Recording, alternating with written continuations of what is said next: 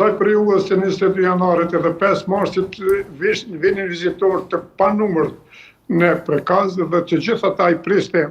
Baca Shaban në kullën e tij, po edhe Hamza ndodhej aty dhe mbaj mend që kur një njeri i tha Baca Shaban që ka qenë mirë të i largoj familjarët nga shtëpia se që pristet në çdo kohë ndoshta një sulm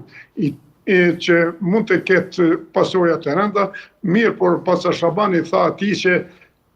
edhe po të dua të i largoj, asnjë nga ata nuk duan të largohen nga shtëpia, sepse ne për të shtëpisë tonë nuk kemi ku shkojmë dhe të gjithë janë të vendosur të rezistojnë. Edhe një rast tjetër, Ademi, i përcillte të gjithë, pothuaj të gjithë vizitorët dhe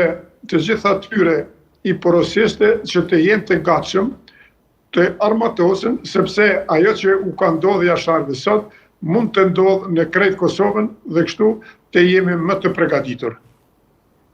Po.